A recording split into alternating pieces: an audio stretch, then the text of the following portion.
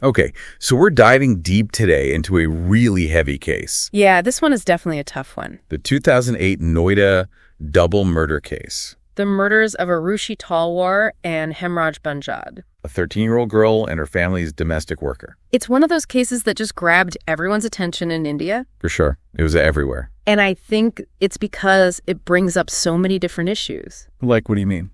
Well, you've got the mystery of the murders themselves, of course, but then you have the way the media covered the case. Oh, yeah, the media just went crazy. It was a frenzy. And then there are the questions about the investigation, how it was handled. Lots of people have said that the investigation wasn't done very well. There were definitely some missteps, so it becomes about more than just finding out who committed the murders. Right. It's about how all these different factors, like the media and the investigation, can affect the search for justice. Exactly. And in this case, those factors had a really big impact.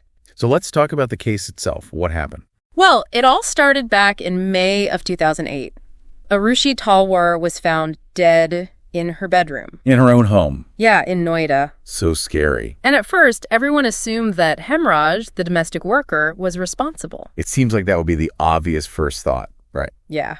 But then, a day later, his body was found on the roof terrace of the house. Oh, wow. So then it's a whole different story. Completely changes the situation. And I remember reading about the injuries they both had.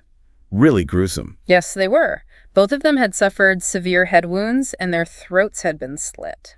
It said somewhere that it was done with surgical precision. Right, and because Arushi's parents were both dentists, people started speculating. Like maybe they were involved? Exactly. And, the way the media latched onto that detail... It's almost like they were trying to create a story. It's a good example of how media can sometimes jump to conclusions and how that can shape public opinion. And potentially even affect the investigation. Absolutely. So let's talk about the investigation itself. You mentioned that there were some problems. Yeah, there were some serious issues. Like what? Well, for one thing, the crime scene was not secured properly. There were all sorts of people coming and going. Media, visitors. Everyone. It was chaos. And that's really important, right? To keep the crime scene secure. It's crucial.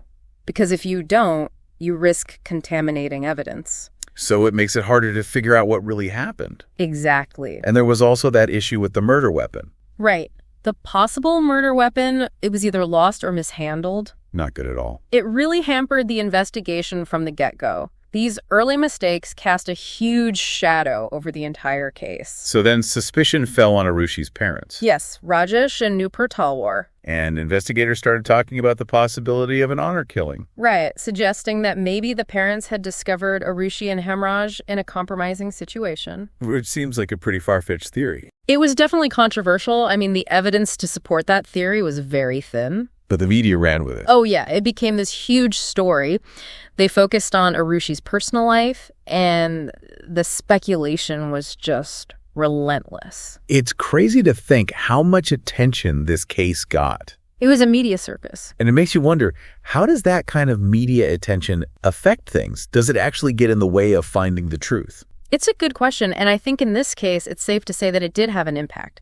Public perception was definitely swayed by what they were seeing and hearing in the media. And all that speculation, even the theories that weren't really supported by evidence. It could have put pressure on investigators. To find something, anything, to support the narrative that was already out there. Exactly. So you have this already complex case, and then you add in the media frenzy, and it just becomes even more difficult to separate fact from fiction. So what happened to the parents?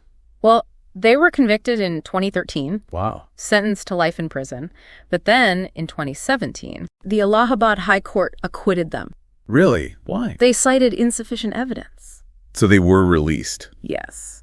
But that doesn't mean the case was solved, right? No, it wasn't. The question of who actually killed Arushi and Hemraj is still unanswered.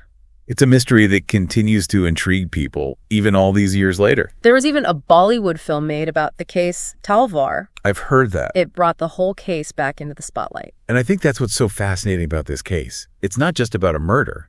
It's about so much more. It raises questions about the justice system, the importance of a proper investigation. And the power of the media. Exactly. And the fact that it remains unsolved. It makes you wonder if we'll ever really know what happened that night. This has been a tough one. A double murder with no clear answers. A botched investigation. And the media frenzy that surrounded it all. It makes you think, what would you do if you were tasked with investigating this case? Where would you even start? There are so many pieces to this puzzle. It's a case that will likely stay with us for a long time. And maybe that's the point. It reminds us that sometimes, even with all our efforts, some truths remain elusive. And that's our deep dive for today. Thanks for listening. Thank you.